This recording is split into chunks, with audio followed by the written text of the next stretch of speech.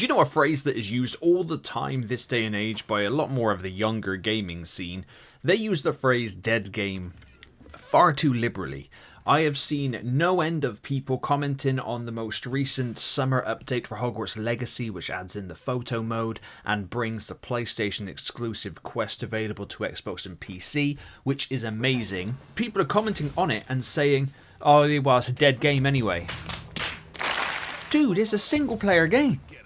It doesn't need to have a completely active player base all the time. It's not a live service game. It's not a multiplayer game. Sometimes people only play a single player game once and then they move on.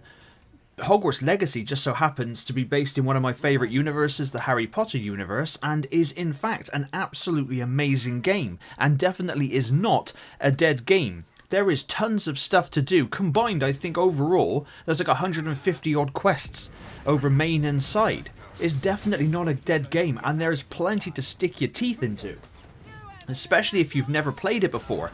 Now, I will have to disclaim at the start, although I think the game is absolutely fantastic, if you have a PC and you're looking at getting it on that, the summer update makes it a little better with the way it performs, but you will still get some frame drops here and there, no matter how much tinkering you do. I'm running with the NVIDIA DLSS, and I'm running it on performance mode, and it's fine for the most part, but it does drop frames, especially in Hogsmeade and inside the school itself, inside of Hogwarts. But that's the only negative I have for the game, is the fact that the performance is a little weak, especially on PC. I have not played it on consoles.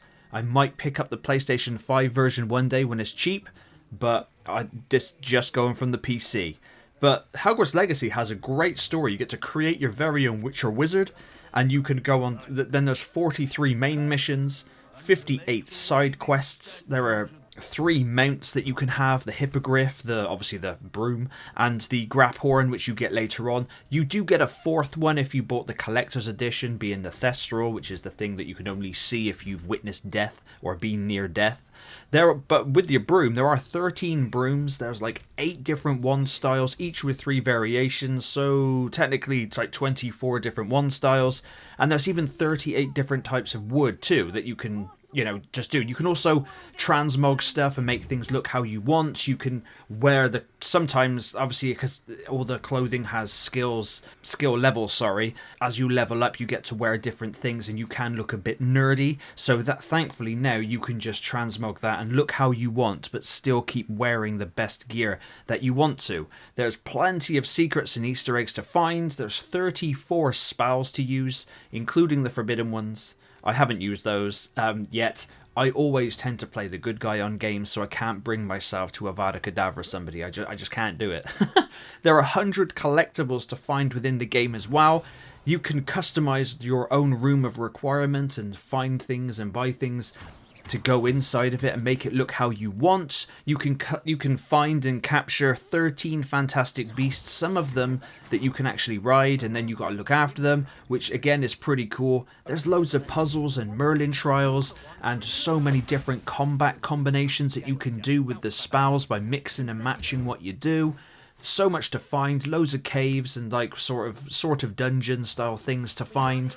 There's just so much to do. And, actually, I'll take it back. The only other negative about the game is the fact that the Quidditch stuff, and I guarantee you this is what happened, because there's a new Quidditch multiplayer game coming out. I guarantee you that was originally planned to be in this game, not the multiplayer, but in it, and due to whatever reason, they omitted it. So the Quidditch pitch is there, and you can explore it, but you cannot performing Quidditch, which I think is a terrible shame. Now, if we do get a Hogwarts Legacy 2... What does this button do? I would like Quidditch to be a part of it, and what I think would be really awesome is if they, especially with the large world they created, they do create some... Not that a game needs endgame. The endgame of Hogwarts Legacy is still pretty cool. If you haven't done everything on the way through the game, you can polish off everything that you want to do, and there's also more stuff that you unlock by completing the story.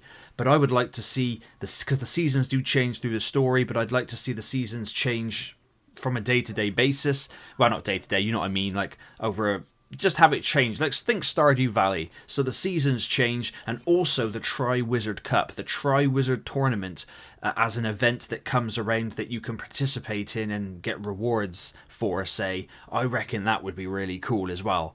But it all remains to be seen. Warner Brothers seem to want to lean more towards live service games. I mean, I don't know why. Suicide Squad was such a huge success. I mean, what could have possibly gone wrong there? Maybe Hogwarts Legacy selling what it sold is just not enough for them. I don't know. I don't know what they're thinking. But let me know in the comments down below if you have checked out Hogwarts Legacy. It is 100% worth picking up. Well, it's over a year later now. It's a fantastic game. It's one of the best games of last year, and I really hope that we do get a sequel. I don't think we're going to be getting any DLC for the game, which is unfortunate. This is a game that I actually think would have benefited more from DLC because the base game is so substantial. So I don't think people would have minded paying a little extra to get a bit more within the world, the wizarding world of Harry Potter. It is really cool. But as always, thank you very much for watching. I wonder what Merlin would think of the wizard.